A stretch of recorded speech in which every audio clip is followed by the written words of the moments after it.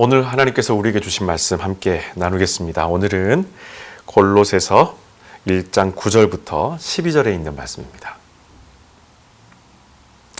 자, 오늘 9절부터 12절은 저와 여러분들이 한 목소리로 함께 봉독해 보도록 하겠습니다. 우리는 그 소식을 들은 날부터 여러분을 위해 다음과 같이 끊임없이 기도해 오고 있습니다. 우리는 여러분이 하나님의 뜻을 아는 총명과 지혜를 성령을 통해 얻게 되기를 기도합니다. 여러분이 주께서 원하시는 생활을 하여 언제나 주님을 기쁘시게 하고 주께 영광이 돌아가게 해 주시기를 기도합니다. 여러분이 항상 다른 사람들에게 착한 일과 친절을 베푸는 동안에 하나님을 더욱더 깊이 알게 되기를 기도합니다. 우리는 또 이렇게 기도합니다. 하나님의 위대하고 영광스러운 힘이 여러분에게 채워져서 어떤 일이 닥치더라도 계속 전진해 나가고 언제나 주께서 주시는 기쁨이 충만하기를 기도합니다. 우리에게 빛의 나라에 속한 자로서 모든 훌륭한 것을 받을 수 있는 자격을 갖게 하신 아버지 하나님께 여러분이 항상 감사드릴 수 있게 되기를 기도합니다. 아멘. 자, 벌써 2020년이 한 달밖에 남지 않았습니다. 1년의 대부분을 우리가 이렇게 가정에서 주일 예배를 드리게 되면서 아마도 각자 다양한 어떤 영적 도전에 직면하게 되셨을 겁니다. 저는 개인적으로 감사했던 것을 찾아보라면은 가장 먼저 이 성숙함이라는 단어가 떠오릅니다. 우리가 지난 4월부터 성전에서 예배를 거의 드리지 못하면서 거의 모든 모임들이 이 비대면으로 전환되었었는데 오히려 그 어느 때보다도 우리 성도님들이 복음에 대한 사모함으로 이 성숙함을 경험했다는데 감사가 멈추지 않습니다. 물론 목사님 저는 그렇지 못한 것 같아요 이렇게 여기시는 분들도 계시겠지만 그분들에게도 곧 놀라운 일이 있을 줄로 믿습니다. 여러분, 제가 이렇게 확신하는 것은 이 복음이 살아있고 그 복음의 능력이기 때문입니다. 그래서 바울도 이 골로새 교회 성도들에게 이 복음의 능력을 낱낱이 소개해 주고 있습니다. 자, 바울은 바리새파 출신이죠. 바리새파 출신이었기 때문에 구약 율법에 대한 이 지식과 실천에 있어서는 누구보다 탁월한 감각을 가지고 있었습니다. 그리고 율법을 철저히 지키며 사는 것이 믿음이라고 여기며 살아봤었습니다. 적어도 예수 그리스도를 만나기 전까지는요. 여러분, 사람은 자신이 믿고 따르던 것의 이 진정한 가치를 경험하게 되는 때가 반드시 옵니다. 곧 그것은 극한의 환경을 마주치게 되면 극명하게 나타납니다. 율법주의자였었던 이 바울이 만났었던 그 극한의 환경이란 곧 예수 그리스도 복음이었었습니다. 이렇게 좋은 복음, 우리는 이 복음이 너무 좋잖아요. 이렇게 좋은 복음이 사실 바울에게는 극한의 환경이었다는 겁니다. 왜냐하면 자기 인생이 180도 바뀌어져야 했고 그 전에 자기가 쌓아온 이 모든 명성이 전부 부정되어져야 했기 때문입니다. 바울이 경험한 이 극한의 환경을 한마디로 표현하면은 거듭남입니다. Born again.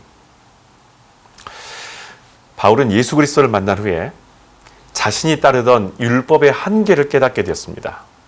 곧 그것은 내가 하나님과 인격적 교제를 내가 전혀 하지 않고 있었다라는 것을 발견하게 됐다는 거예요. 누구보다 율법을 잘 지켰다고 자부했고 그만큼의 가시적 성과도 있었습니다. 여러분, 우리도 마찬가지예요. 하나님과의 인격적 교제가 없어도 우리에게 나름의 성과는 나타납니다. 왜냐하면 교회에서 일반적으로 모두가 따라하는 그 매뉴얼대로 살았기 때문이죠. 그것 때문에 주변 사람들은 성실하게 매뉴얼을 따라가며 살아가는, 그렇게 신앙생활을 했던 바로 그 사람을 참 성실하고 신실한 크리스찬이라고 생각하면서 그렇게 여기며 살아갑니다. 그런데 이런 사람들이 극한의 환경을 만나게 되면 속절없이 무너지고 믿음과 복음의 진리 자체가 흔들리기 시작합니다. 여러분, 바울의 편지를 받는 골로새 성도들은 열정이 가득했던 교회임에 틀림없습니다. 그런데도 이곳에 이단 사상이 침투했었고 여기에 흔들리는 사람들이 나타나기 시작했다는 겁니다. 그래서 바울은 그들을 위해 기도하기 시작합니다. 자, 9절에 있는 말씀입니다. 우리는 그 소식을 들은 날부터 여러분을 위해 다음과 같이 끊임없이 기도해 오고 있습니다. 우리는 여러분이 하나님의 뜻을 아는 총명과 지혜를 성령을 통해 얻게 되기를 기도합니다. 아멘. 여러분, 사단은 우리 안에 들어온 이 복음을 흔들려고 다양한 방법으로 우리를 공격합니다. 그 방법은 놀랍게도 완전히 다른 가치관을 심어주는 것이 아니라 비슷한 진리를 가지고 우리에게 접근한다는 것입니다. 그런데 그 공격에 믿는 사람들도 흔들리는 이유가 있어요. 그 이유는 무척 편하고 쉽고 넓은 길을 성경에서처럼 보여주고 있기 때문입니다. 이렇게 골로새 교회 성도들이 공격받을 때에 바울이 했던 기도에는 우리가 어떻게 이 공격을 이겨낼 수 있는지에 대한 실질적인 회복의 원리, 회복의 프로토콜이 담겨져 있습니다. 먼저 하나님의 뜻을 아는 총명과 지혜를 성령을 통해 얻을 수 있도록 기도하는 것입니다. 여러분, 이것이 시작입니다. 바울은 당시 이 골로새 교회에 심각한 문제거리였었던 영지주의 등과 같은 이 신앙의 문제에 대해서 얘기하고는 있지만 이 근본적인 문제는 대상이 아니라 내 자아라는 것을 지금 말하고 있습니다. 골로새 지역의 복음을 전한 이 에바브라의 실력이 부족해서가 절대 아닙니다. 이단 사상에 빠진 사람들에 대해서 우리는 그들을 비난할 수도 있고 더러는 야, 그게 말이 돼? 어떻게 그런 사람들의 말에 그렇게 쉽게 넘어갈 수 있어? 야, 바보가 아닌 이상 어떻게 그런 말이 맞다고 이렇게 넘어갈 수 있어? 마치 이렇게 이해할 수 없다는 듯이 표정을 짓지만 여러분, 이단 사상의 특징은 말이 되지 않는 것이 아니라 듣기에 그럴듯하고 무엇보다도 믿음이라는 단어가 절대 빠지지 않는다는 것입니다. 여러분, 우리가 붙들고 있는 이 진리가 흔들리지 않고 믿음에 대해서 나태하지 않기 위해서는 내가 먼저 복음의 수혜자가 되어야 합니다. 내가 이 복음으로 충만하지 못하면 골로새 교회 이 성도들처럼 언제든지 세상 이치와 논리에 동화되기 쉽다라는 것입니다. 여러분, 곧 있으면 크리스마스가 다가오죠? 크리스마스를 안다고 해서 크리스찬이 절대 아닙니다. 예수께서 세상에 오셔서 하신 일은 하나님이 행하시는 그 일들 속에서 하나님의 뜻이 무엇인지를 우리가 발견하도록 가르치신 것이 예수께서 우리 가운데 오셔서 하신 일입니다. 더 놀라운 것은 그 방법이 바로 기도였다라는 거예요. 여러분, 오늘 우리가 읽었었던 이 12절까지는 전부 바울의 중보기도입니다. 전체를 읽어보시면 알겠지만 늘상 기도에 관련된 우리 성구를 읽게 되면은 여러분 어떻습니까? 약간 뒷맛이 씁쓸하다는 걸 느낄 때가 있어요. 무슨 얘기냐면 솔직히 우리는 어떻게 무엇을 기도해야 하는가 보다는 기도를 하느냐 마느냐의 문제가 더 큰 숙제죠. 구약시대에 기도가 없었던 것도 아닙니다. 바울도 유대교 신앙을 가진 사람 중에 하나로서 누구보다도 열심히 기도했던 사람들입니다. 다만 바울이 예수님을 만난 후에 그의 기도에 불이 붙기 시작했는데 그 비결은 성령님을 통해서 하나님의 뜻을 구하기 시작했다는 것입니다. 바로 그것 때문에 그의 기도가 완전히 뒤바뀌었고 그의 기도에 불이 붙기 시작합니다. 하나님이 하시고자 하는 일을 발견하게 되니 그가 하는 일마다 성령의 역사가 나타나지 않을 수가 없었다는 거예요. 여러분, 바울은 이전까지 하나님의 뜻을 구하지 않았기 때문에 선지자들이 예언한 메시아가 왔음에도 불구하고 그를 따르는 자들을 잡아가두고 핍박하는 것을 너무나 자랑스럽게 여겼다는 겁니다. 여러분, 복음은 바울을 완전히 바꿔놓습니다. 바울은 새로운 것을 창조해낸 능력자가 아니라 하나님께서 하시는 일을 발견하고 그것을 그대로 증거하는 살아있는 증인이었었습니다. 그러니 믿음을 아무리 흔들려대고 해도, 그의 마음을, 그의 중심을 흔들어대려고 해도, 어떠한 매와 어떠한 채찍과 어떠한 위협에서도, 그리고 어떠한 철학 사상에서도 결코 흔들림이 없었던 것입니다. 그래서 바울은 빌립보서 3장 8절에서 종지부를 딱 찍어버리죠. 여러분, 이단 사상은 하나님의 뜻보다는 세상의 철학적 사고관으로 성경을 판단하게 만들고 세상 사람들에게 꽉 막힌 크리스찬이라는 말을 듣지 않도록 다원주의적인 성격을 띠게 됩니다. 그러니 좋은 것은 좋고 그냥 다 받아들이자. 너도 좋고 나도 좋고 우리 것도 좋고 너희들에게서도 좋은 진리가 있고 우리에게도 진리가 있고 모든 것을 다 받아들이자. 바로 이것이 이단 사상들이 믿는 사람들을 흔들어버리는 중요한 방법 중에 하나라는 거예요.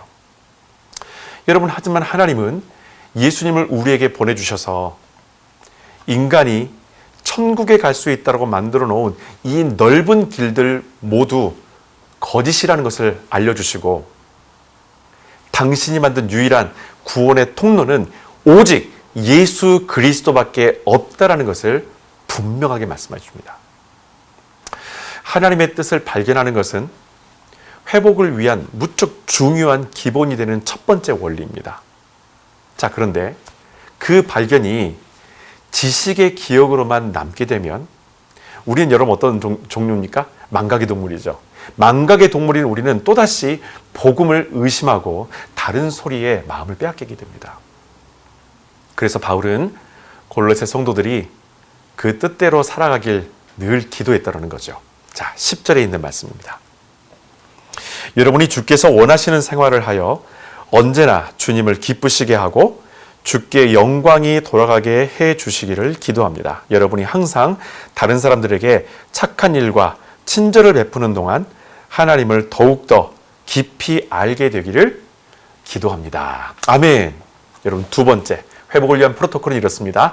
주님이 원하시는 생활을 하는 순종이 즉각 뒤따르도록 우리는 기도해야 된다는 겁니다. 자, 그런데 우리는 여기서 골로새 교회 성도들이 믿음을 지켜가고 순종한다는 것이 우리가 알지 못하는 또 하나의 결단이 뒤따른다는 것을 반드시 우리는 좀 알아야 합니다. 그것은 그들이 주님이 원하시는 생활을 순종함으로 살아가게 되면 핍박과 순교를 각오해야 된다는 거예요. 여러분, 우리는 순종에 대해서 아주 고귀하고 아름다운 헌신으로만 막연하게 생각합니다. 그러나 뭔가 작은 것을 순종하면 그 작은 것에 갑작스럽게 기뻐하고 스스로 뿌듯해하면서 내가 뭔가 한 것처럼, 내가 뭔가 이룬 것처럼 어린아이와 같이 그렇게 뜰 듯이 기뻐하죠. 사실 골로새 성도들에게 이 순종이라는 말은 의지와 결단력만으로 가능한 사안이 절대 아니었습니다.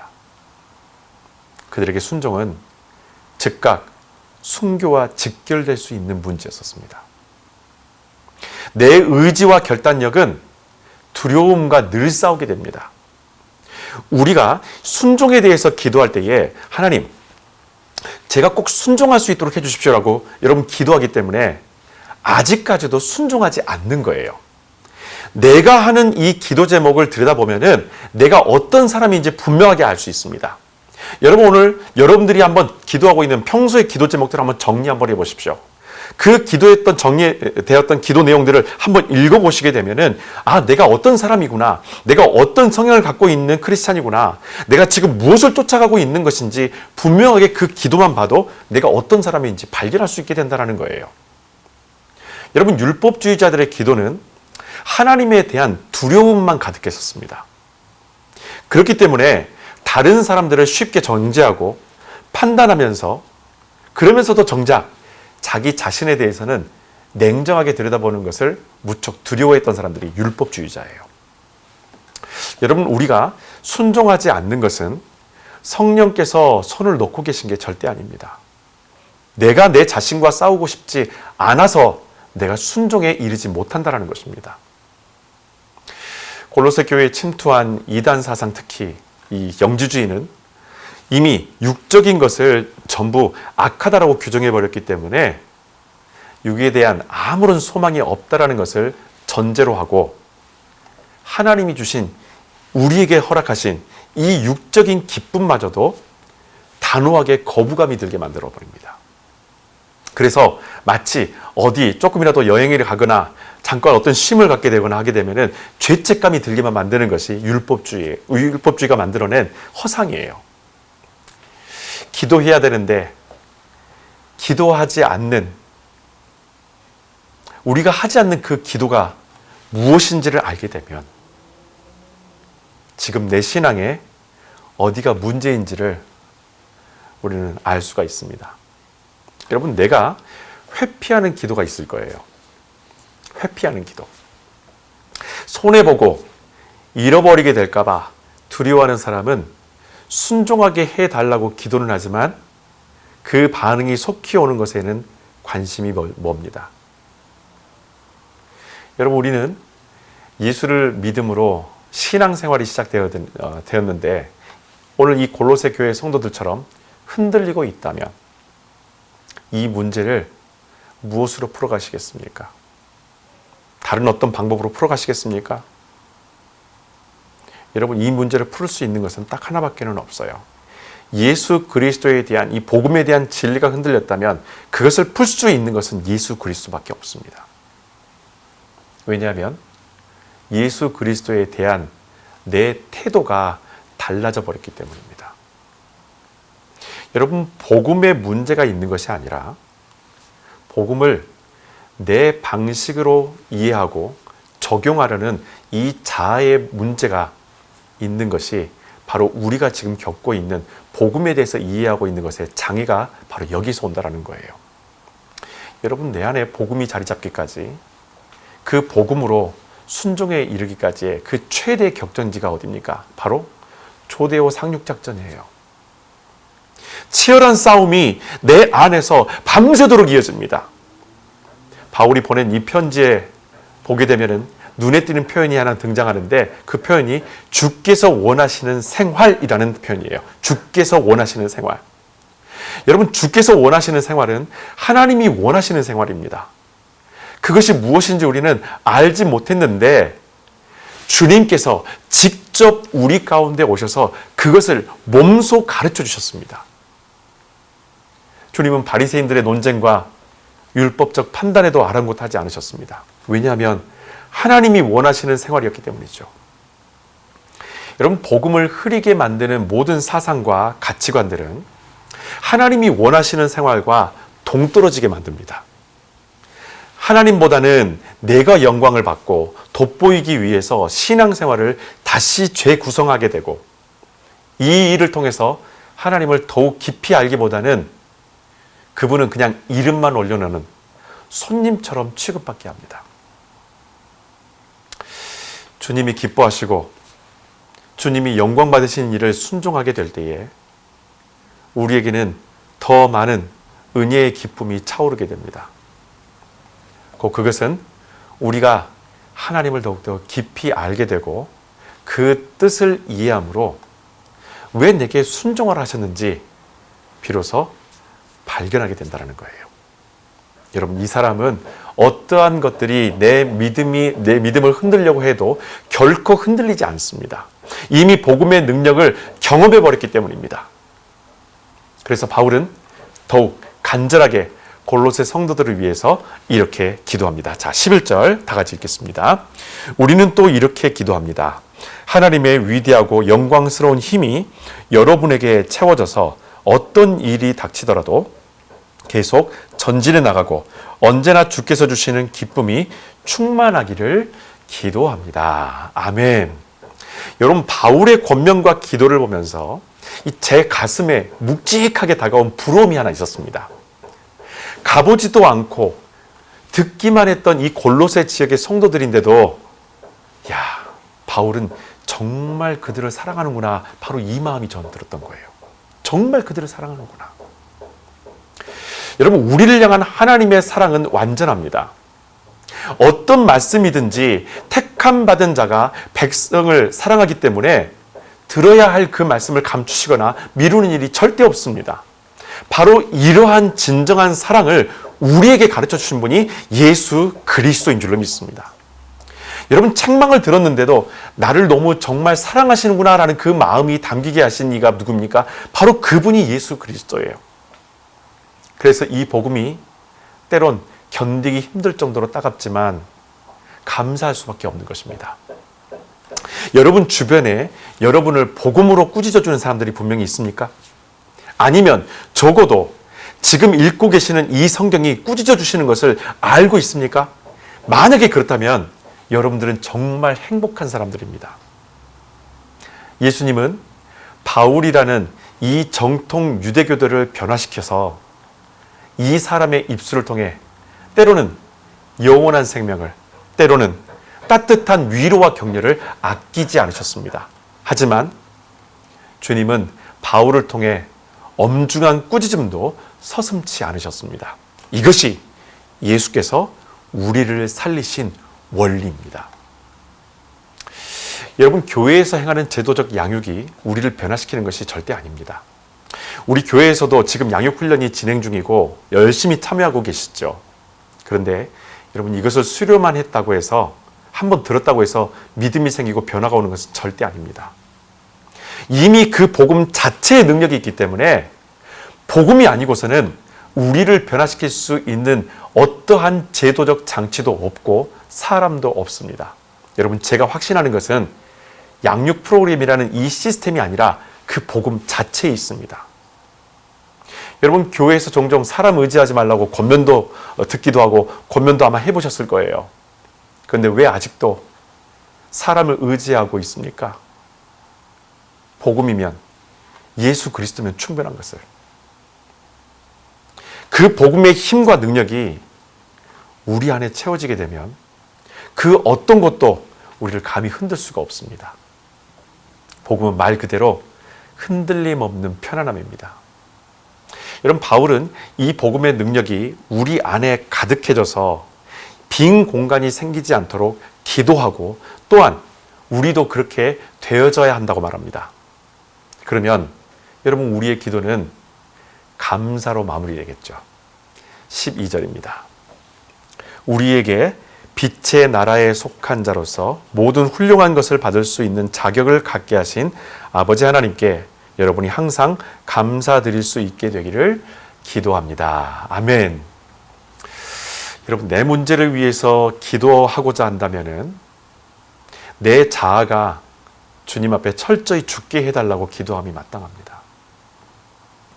이보다 더 큰 기도 제목은 없습니다. 개인적으로 이렇게 되게 해주십시오. 저렇게 되게 해주십시오. 하나님, 이걸 갖기 원합니다. 이걸 나에게 부어주십시오. 이런 어떤 응답이 오기를 원합니다. 개인적으로 여러 가지 상황들과 환경들과 받아야 될 것들에 대해서 만약에 지금 기도하고 있다면 여러분, 다시 한번 우리의 기도의 문제점이 무엇인지를 찾아보십시오. 정말 중요한 기도의 본질, 우리가 기도해야 되는 것은 내 자아가 주님 앞에 철저히 죽어야 된다는 것입니다. 내 자아가 철저히 죽을 때에 내 기도에 대한 방향도, 내 기도에 대한 응답의 마음도, 그리고 하나님께서 나에게 응답하실 때에 그 응답에 대해서 우리는 아낌없이 하나님께 감사함으로 영광 올려드릴 수 있다는 거예요. 내가 주님 앞에 낮아지면 여태 우리가 기도하며 달라고 간구했었던 모든 것들의 진위가 선명하게 드러나게 될 것입니다. 이게 정말 내 정욕을 위해서 구하였던 것인지, 아니면 주의 나라와 영광을 위해서 내가 구했던 것인지.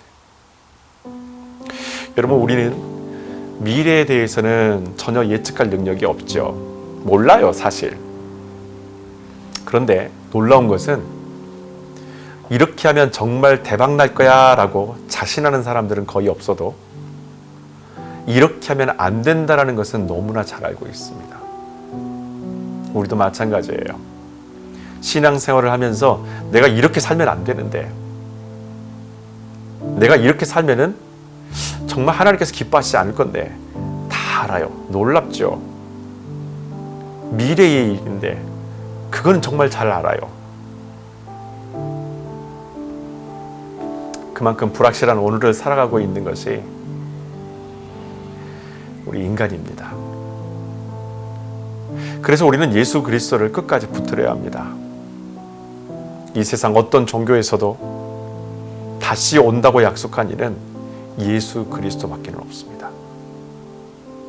우리는 영원한 하나님 나라에 속한 자녀들입니다.